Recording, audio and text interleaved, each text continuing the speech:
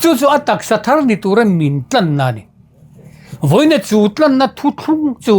atun din di huna lo thleng ta a van thum na huna kan lu ta sang ni le som ni le pangalai kan lo ni ta ka wangin sang kha ko som riat le pasare lo piang thu thunga kha voine zon taksa ne din alo ngai ta ka wangin kan ram a hian thu thung mi kan tam lu tuk tlak tlang tin mun tin kan om he voine po Chhingchhip thu thung mi kan ti te engen lo ka lo san o ka relo ti hian khoi mo kan om fir maya eng mani tak si lovin thua kan in ti sang viau lo ya ma se kan lang moi thelo kan za om thelo tin pathian man the in kan om lovani mi mal ang chon tu mo mang mai thei ma se a chung kwa anga din cho na chang kan phelawa mi hring fa pa local le na kan ti chu voine mi hring ni ngai si pathian in afa ni na thu thunga min ko chon na hi ni pu pi ro thanga chu petera bo ko lo ni ya peter ro thanga chu voine mi hring ni sin pathian fa ni na thu thunga pathian ni na lo ko chho kan chang ka ko som ko le pa ni amo ko ni lo ko chho kan chu a ko chho chu mi hring ani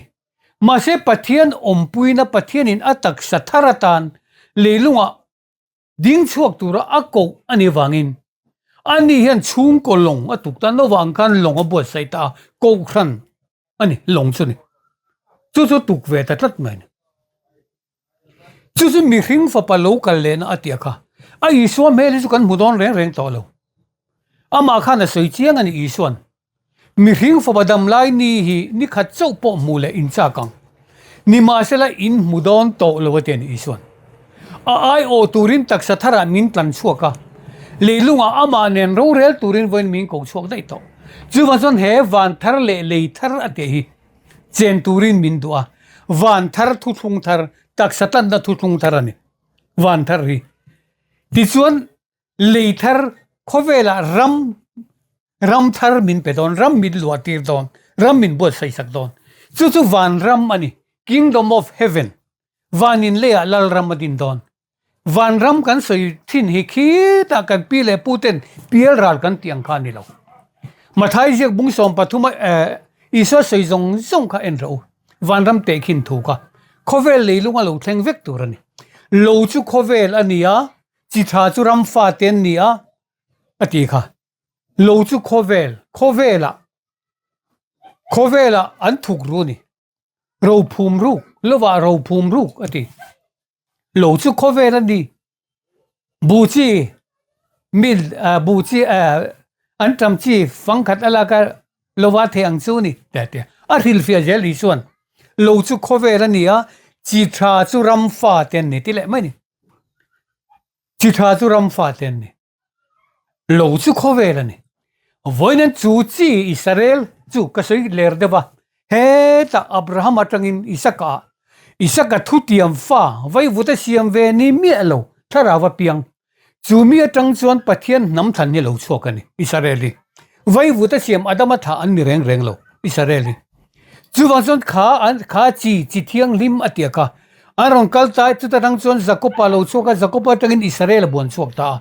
chu Israel chu nam som le nam ni an nia ti zon nam som le nam ni jinga ro lua tu tur chu khovel dan Israel dan pa nga yang chuan Reuben ani fa uberani fa tirani ma se Reuben kha da pa khumpuye ti bol lo wangin chung nun berna le san berna nei thei talawa chu wa zo fatir ni na Joseph ne nan peta ti zon Joseph ne na tangin Ephraim hen lo changta Jeremiah khan pathianin Ephraim chu ka fatirani ti tani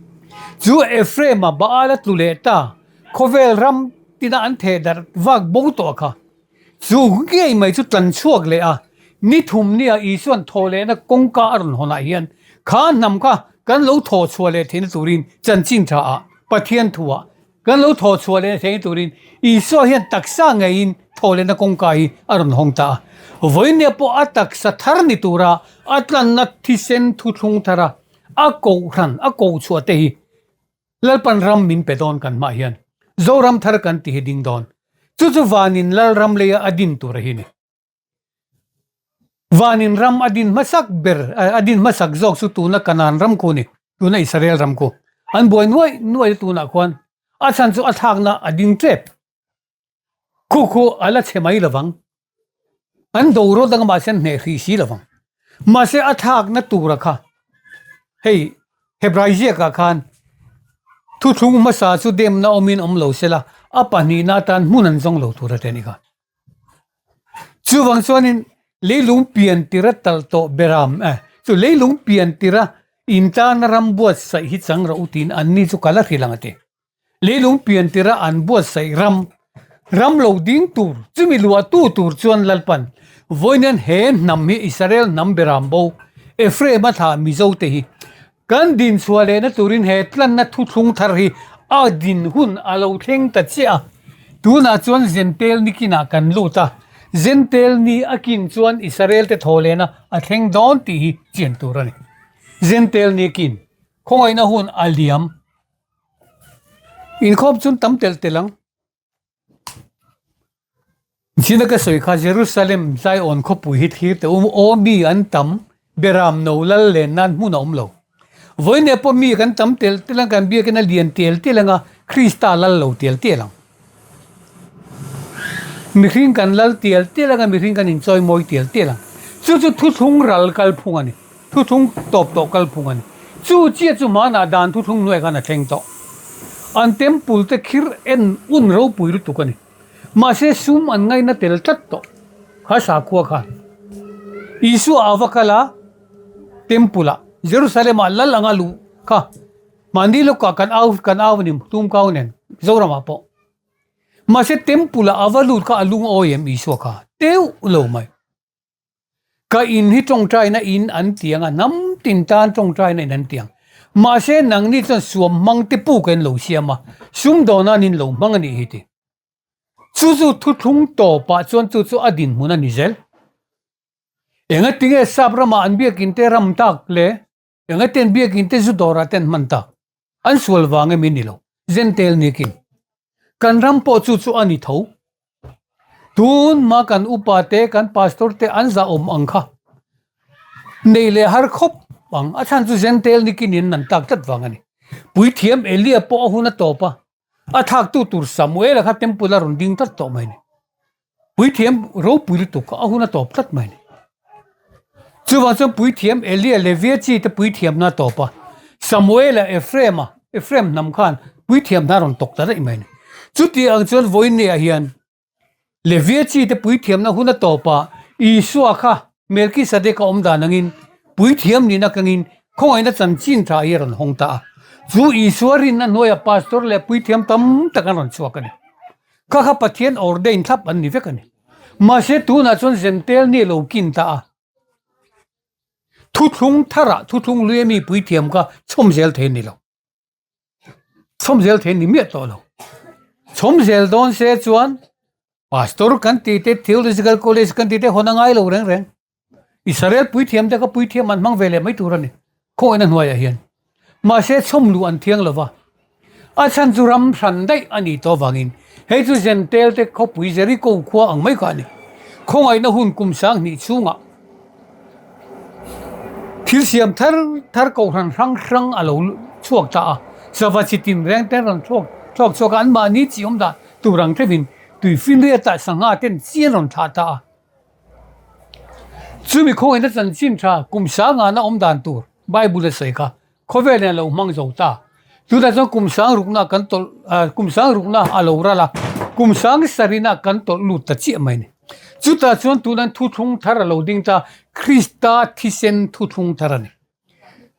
hei ene ni kan ram a hian ti an sei ve da ka helawa tun good friday vel khan sacrament lalpa zanria in kil de vek in karinga mitam takitan kiling karinga khami lalpa zanria isuan abuat saya azir tirte nena zanria nu nung an kil kha kalen kut an manani lalpa zanria ti in zentel huna na mingaron pu thamaya ani na taka chon kalen kutani hei kalen kuti zentel ten an mangve thiang lova chu wang chuanin khongai na hun zen tel ko than hian kal len ku tan tingam talawa lalpa zan re sacrament ran ti ta dai mai ni ani na taga jong kal len ku tan nei isu hovin kal len ku an manga kha an kal len ku po kha ro pui leinem isu hovan man kha a chan chu bul in tran na ani dai to dan thu thunga top to a khoi na rong bol na isu na ron tran to sia chu wang chuan na zirti te dang khan kal len ku man na tu ren bai vai ve ni khongai thak de wan ne sin isu le zirti te kha lalpa khoi ange kal len ku kan buat sayang anti midang chon boy leinem temple ten dia Jerusalem kot khera beram noi te lan tal lai khan lalpan a riet chu isole a zirtir somle pani te ching kal len ku tan mangkani pathe ne riet chau se ni Jerusalem kot khera mi noi tam takina noi tam takina kal len ku an manakha pathe ne re chuang reng reng lo ma se isole a zirtir mi wak vai mai ho an dia kal len ku man na tur po mun than nei lawa khoi ange kal len ku kan bo sayang an tia isuan engtinga ti kha khopuya kal ula mi ang ko ke tuibel pu in to kanga chumi ne na jong khoi ange kan lalpa tang kal len ku kan bo sai veng ti ra uti iswa zirtir somle pani de kan mi in asin royen kil an tlo ba sin hun lai khan tan ngai to ngai lo chu iswa ina kongaron siam ani tat mai ne chu wan son faro fanwa fapa avu ai chuan ami te de ne na ti ru da tora thang ta zo ka ti mo se chan chin kan ngai tha a chiara no ma zo mero chu har lu tuk iswa pon chu ni tho kongron zo ka mi te fakle choi moi du na riut ani chuan he thu thung thari lu na chi ni mi lo ma se ami te ne na nam a thilawanga mi te mu sit poisa lawa pathian thu awanga lutan ngam angai ni iswa khiat tir na thu awanga lutan tunma kan ni na zong zong pai ngam thak angai ki bo tunma zo service na lam ka te tang lam ka seilen he thu thu ko pathian ni min ko ma ka chuan mi an piang thar tak tak ani zo service na hen anom nge ka ring thi chu kan khiat phak to kan ma se pathian ni min hang ko chuan khang zong zong la ka tang khan serta na ngai ta tat mai lu ta na ngai ya mi nui zat kalvari kong zo ngai tat lu ru mun lam hi chu ta son dai zirti te ponan phatlat ni sakai bagnei kalsana savom tok mi angle ten lo mi kha cross theng kha isu kha sakai bagnei kan zui ngam reng reng lo thi na tur theng hen zui har lu tuk tat thil mak lu tuk asin sang ka ko somre le pasari mizo ko thana lo lu ta puro thang te po ko nin lo lu ta tira lo lu ta ma se kha ko than kha narzari ang chawani bul kan tan nani in la khom na mai ni ti chen chu ko thana tang chuan tlan na ko than tak tak he lo piang chok do na sang ni le som pani kum som ni le pali kanan kum som ni le panga mo silver jubilee aloni chia khan kalvari mun thena ngai ta tat kha phu mangai ta tat mai thi sa na ngai ta tat bul tan na thu thunga rong bol na nei turin ama chon berampu kan ti zirtir tu kan ti khang zong zong tang khan pastor upa kan ron nei ya sang ni le som ni le panga tangin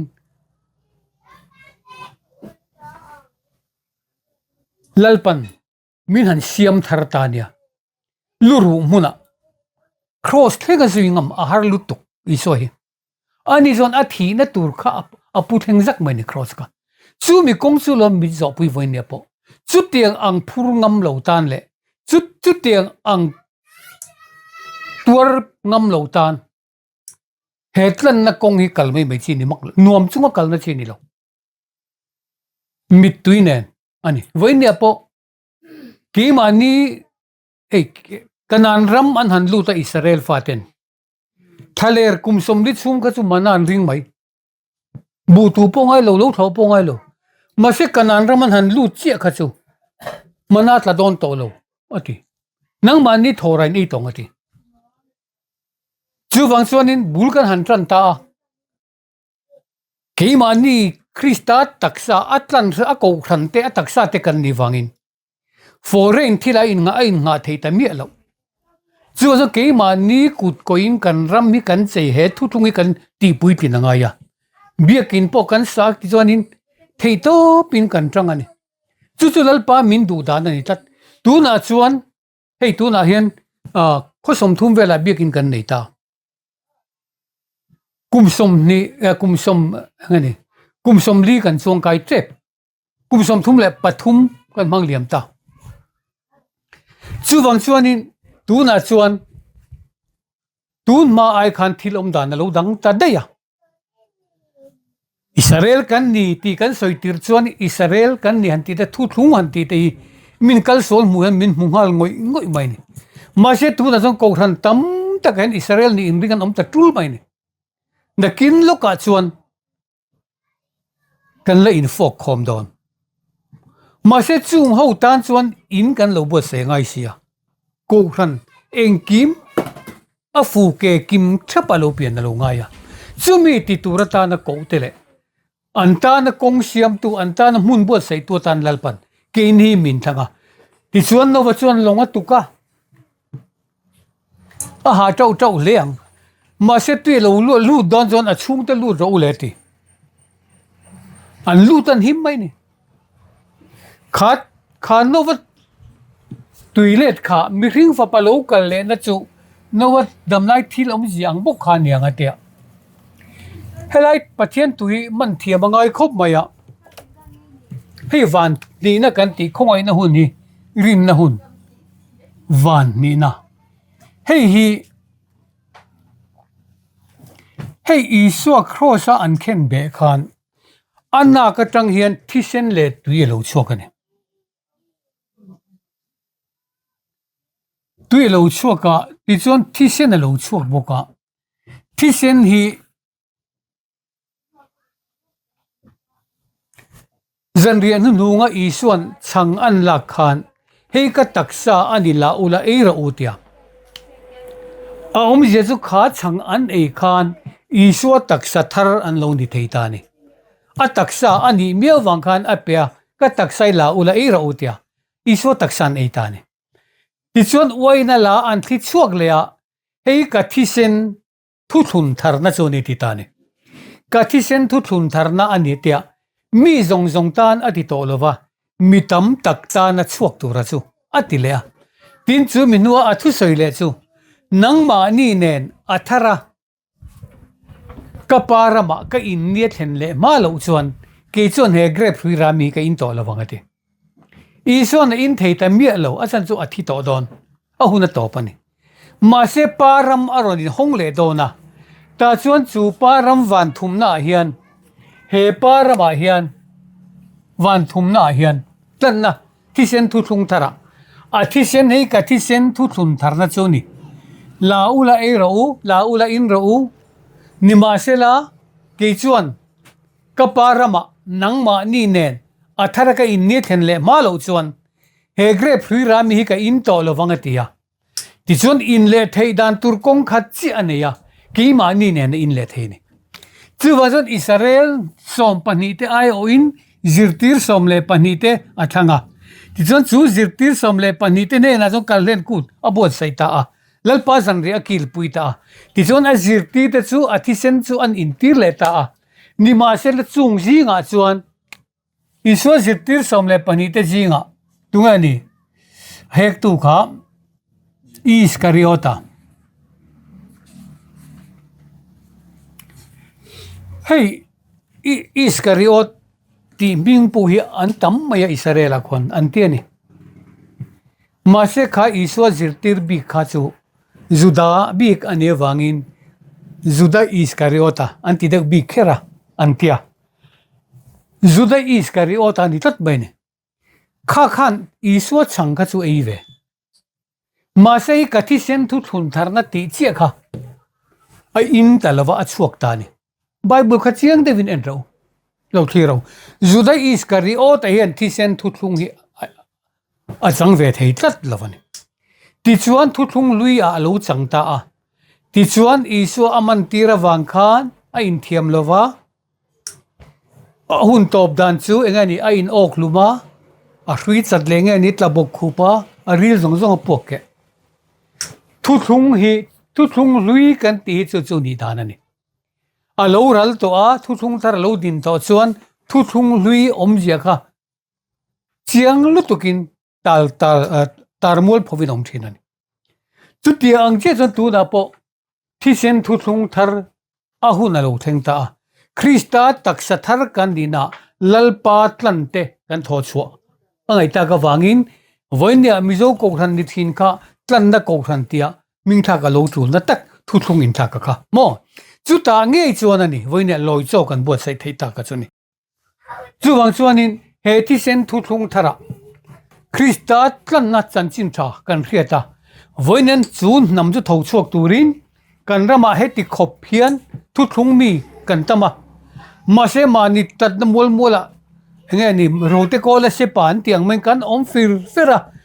mani kha dik berle thabera kan in ngai ve ka kan thu riat cho dik mai thei pathian mir roi dan a pathian mir hil podiang a lu mai thei ma se ezekiel ne na amutir ni ta ka cher tak ka hun tom lan man ka doni pathian in ezekiel amutir chuan khar ruama lo om ho kha ro vek kan lo ni ro vek kan lo nia ezekiel ne mi ring fa pa heng ru te hi an nung le theng e mathian an lo nung le theng an ne na thu soi ro an ne na thu soi la kol killi atangin thoi ko don ne ti kol killi kher tang ko angai ta tani Israel an lo nun le theinan mo hei chu kol kil thu mani hei chu zero ani bial ani kol kil thu matang ni lovin kol kil li atangin tho ko ro ru te u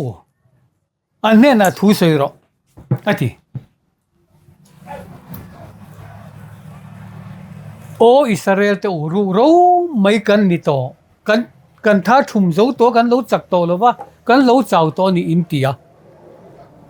ni ma se le in tha ni ka hon sak le ang cheu ti hoine po chu Israel kum sang lin hnuaya iswa lo pian ma tu to kha lalpan voine kum sang sarina ni sarini ma sabera hian ni sarini ma saber tura khwa war to na iswa thole ang kan he kum sang sariai Israel nambo te lalpan min jong suaka min kai tho adua voine thu thung mi tlang tina pathian riat tir kan thu fer fur mai ni in zom kho ma tu ti chu kan alo theng chana ni karinga mandia serchi pa hui khat von na thu thung nge ni ai tlai le de va khan roi nu nung ber voinen hon le tu kha ko le eng ti mi kha o ko le eng min riat tirani ru te u tho ro ti chuan chung ru te chu an lo ri ta supa enge nen ti an in zom kho ma ti ni an in chuk tua kho ma an lo in zom kho ma si pai rual ro pui tak an lo ni ta a mi hring fa pa heng ro te Israel chung kuan ni ati Israel nam beram bo te kan in zom khom an lo tul ta huang khata kan om angaya mani ru kan ru ngota mun ran kan om hian lalpan ram min bo sai theilo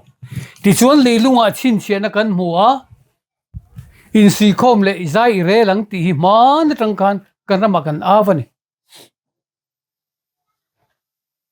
ti chuan in si khom atulna leilunga engkim mai kan mu hei chin kan ngai tha kan khan engat tinge kan chevel raman boya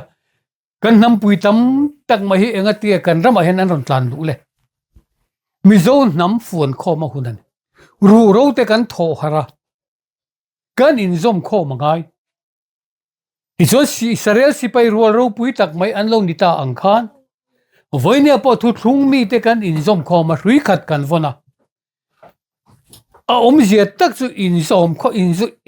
hemi han in zom kho man te hrui khat von han ti tak ai om na pakhat thin lung pakhat thu thung pakhat ani khuang ran theva hian kan in zom khom thilo re kan ngai dan then khati in anglo po ni se kan khiat dan ni la in angvek lo po ni se kan omna huang hi athumun phot angai huang khata kan omangai tuna pe chuan mizo ti hang kan in zom khom thei der lo toina chu pathian in aria Israel kan ni na zokhen in zom khom tur kan nia kan om khom na tu Krista tlan na thu thung tharani khoi na chan chin thani lovin Krista tlan na thu thung thara beram kan ni angein pathian beram hian a beram te ta nu na pe a tu iso so yani kelta na pelawa uitan po pelo bible kan ena zentel te chu uyeti maya Israel beram bo ni chuan kela ni le maya Israel nam dang nam a ngani fatir ni lo chu ching hian ni le maya tekhin dan amang vek kha bible ran sa kan ti Israel nam beram bo ne na lo chuan tir kanilo ati ison alo kal chan aria berab kan ni le theina turin isua pathian beram chuan a beram te tan anu na pe ni ki beram veng tu tha kan iti adik tak chon zentel tanian ison nu na pe reng lo zentel te tan a pek chu anaka tuilo luang chok khani tui chun chua ni kha chu tui chun chua rin na chan chin tha hi ni ring la inuang ti he kum sang ni chung khoi na hun zentel hun ni tui chun chua tui choi na hun ani samari mei chia ten sukarami khan choi samari mei chen chu wang chuan he tui chun chua choi na hun hi ni ti chuan he tai hian i suan na ka tangin tui lo chuak ta ti chuan i so hi ni li ni a lo chuak ka ti chuan he ta nova tui let kan ti ta ka kha ni somli le zan somli ro asura khovel chu tui na lo chim ta punga kan ti kha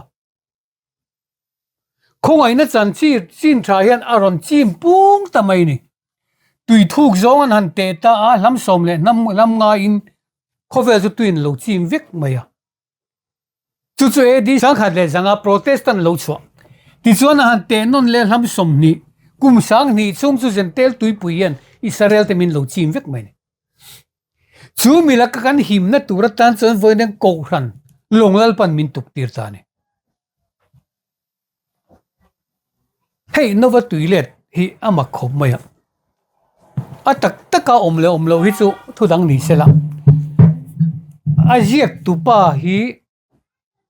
tupa hi mosiania kumsang ni kalta mi kha awajiak ta ti na nia mosia hian nova long adung tong zathum as ransa zong lengangem ti chuan tui lo liana khovel chu tui nang chimpil ta feka hil nung zong an ti tak na nga sangha hi chu thiri no mia lawani an len na tur zau ting mai ni an thi lawani sangha hi chu a chan chu khoi na chan chin tha hian tharau apung tat mai ni sangha chu thi tel ve mi lo ran sa an thi ni Israel nam an thi bo vek mai Israel nam som le nam ni ran sa chi rang te ka Israel hu na lo top ta khovel hi tuina chim pil ta vek mai sia chu wang chon chu mi dam chho na tur chu nova long kan ti tak hi bo se elo ngai ta long han ti po hi bible an zir tur tam mai babylon sumdong long te po hi omania voinan sumdong long ange kan chuan ti te ola long ange kan chuan ti te zir tur bible an omani masin nova long hi chu chung ko long ani tatani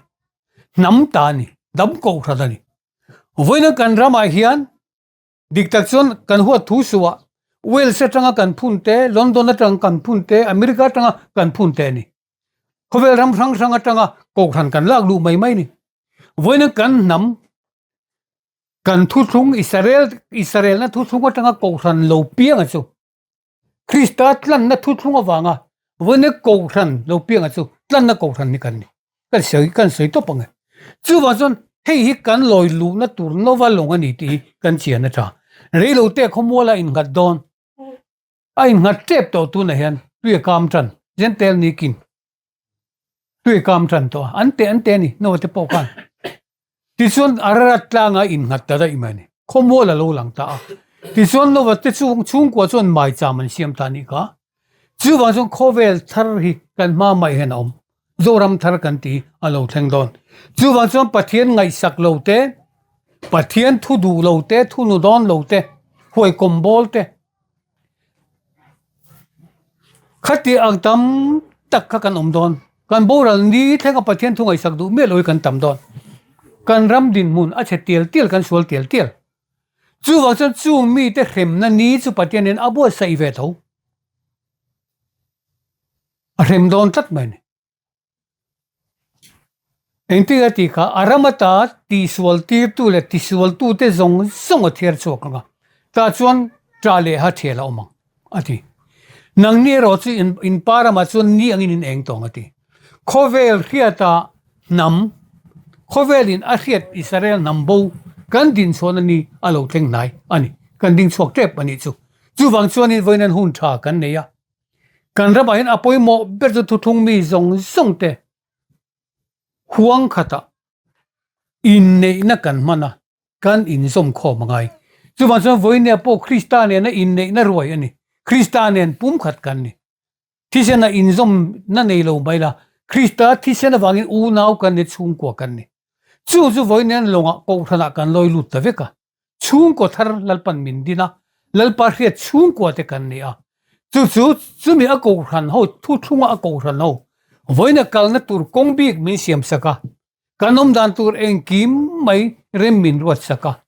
chu mi a kong siama chuan a hre omemo anu omemo kal mai turin patheni min duwa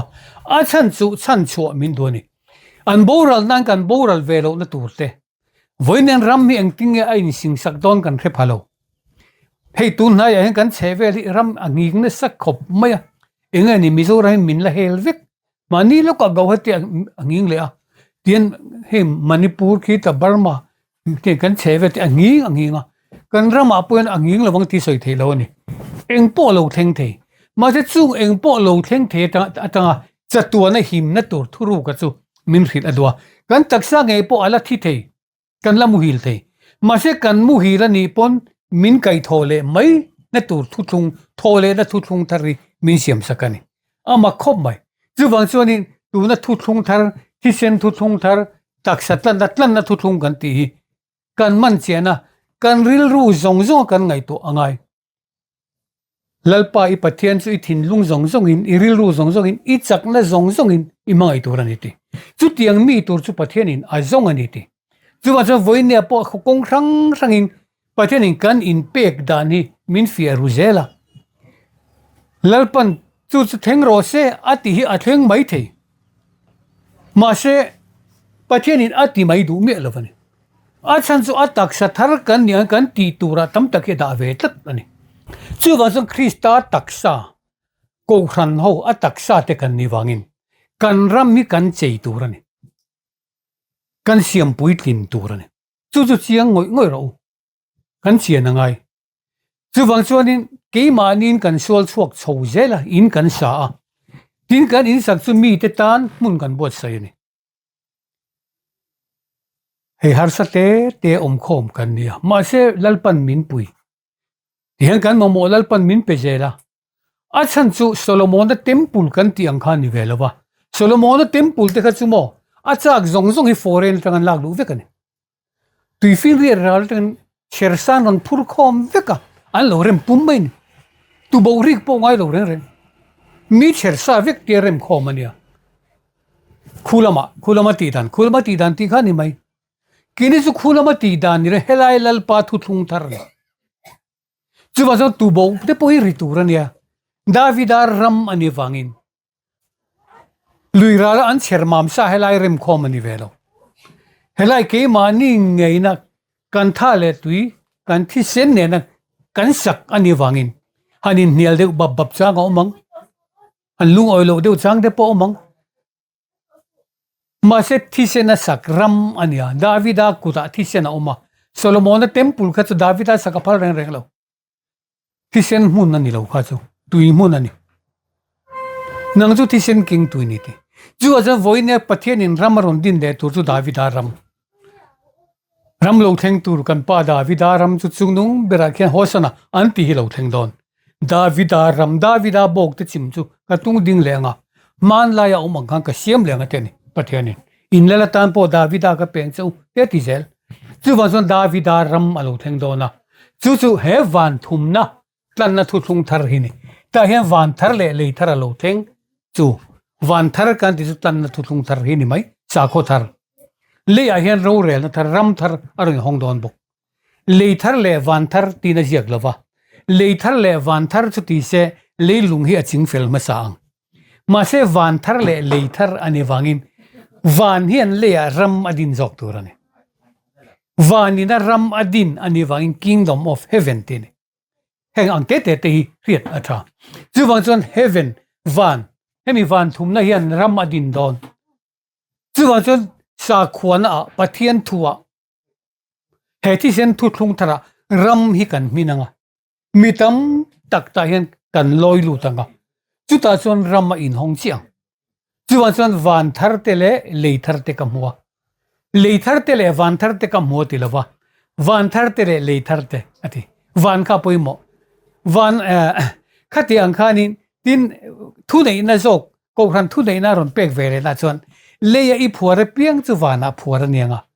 leya i phele piang po wana phela niang ati le khang lai te kha poimo na de mai ajiak dan te kha apoimo kan hele ling du khop mai he ang te hi hey sakol chungcha nga hian toy te kan sei teang sakol chungcha nga hian sakol la ka himna tur hi chu ol sam ten min pereng mai bible a hian leilung pian tiratal to beram no nun na bo mingzia ka piang te nena antia ma se beram no nun na bu kha le om tur ni kan ngai do tlat mai ni khi ta wan om turin kan ngai ta ta izong khi ta khan om ta tak ni se eng ti kan minga chuan de chuan lu ka kan khetang kan khe theilo kan minga chuang to em tireng kan ni hi chu wa chong khami zo ka chu le ya phelangai ta ni le in phel apu piang le in phur piang ati ve tungan kan chiang themo di chuan chu wa chuan le ya in phur chu wana phur le in phel chu wana phel ani chu wa chuan beram no nun na bui le ya kan phela ka themen chu wana in phel ania le ya kan phur ka chu wana phur ani amar chu thu thung ero chu van thar te le thar te kam huwa atita chu van thar ati chu sa kho thar thu thung thar tlan na thu thung thar ko ran thar mo van ma sa le ma sa chu boral to tui fin riat po om to lo tui fin riat a om ta lo novadam lai thil om sia angin mi ring fa pa lo kal le ni alo theng ta ni chuan chon I so lo kal le ni lovin mi ring fa pa lo kal le ni thu thung thar mi ring fa te pathianin min ko chwa le ni alo theng ta ti na ni chu ta chuan voinia loi khom tur kan nam tan lalpan min ko da kan nam min bo seina thu thung thar ani wangin heten thu thung mi tian kan in si khom zelang adu lo hi chumo raman lu chong mi lawang ram ai hon do na wangin van thar te le thar te ka siamani ati khangun ta ngai to tu van ni siam puitlin nge basak tu chu tilawa ara ram le lung thar kha zum hal chini lo awan lama kan la chiang lovani van thar sa kho thar thu thung thara kan mangai chu wang chuan tlan na ko khan a hian mi hing taka din ani lova pathian ti ania ke ni hi kan tang zo lo kan kal ani maya chu pathian thia tir na in dong ve ani chuan heta hanin local nge ka ringa chu pakhat zela an kal povin antira an kem thin chung ko tin reng an tiang deuh khan voin dia po tlemin hetan kan lut bel zela hei mania vai vakona nu pakhatin uti patang hian hei hi kalo ngai tha in number ka zong rei khopatia lo ka laulu tukat man lo te man ne chol ni khani an ming khan zula tamo khate kha mitam tak thin lung hi an thang har tlatani chu pathian da tho adia amuna kan ril poni lo hemi tv tanga kan thu cycle tlang hian biram hu ngai ko lo ka laulu tuk an ti mai ni chu chu pathian ti ani ta jela wang kan voinia po kan in ngai tu chena pathian kan rona pathian ne na kan in hlan ngun te po hi apoi man ka ria voinia po ro thanga lo cho bo sai poi a thon mi lawang pathian eng tia nge che don kan phelo kan thei tok kan chua zelanga pathian che ve zel mai ni chu wang chuanin voinia helai se Chhingchhip tlanga puro thangan hei engani thanga chu ani ber maya a thu thung hi thanga chu pui ani ber maya aro pui katia pathian pon mala somang a chung chu kan soi the ni sela kan thon soi te lalpang kan zatan tharimal mi som sakle ro se amen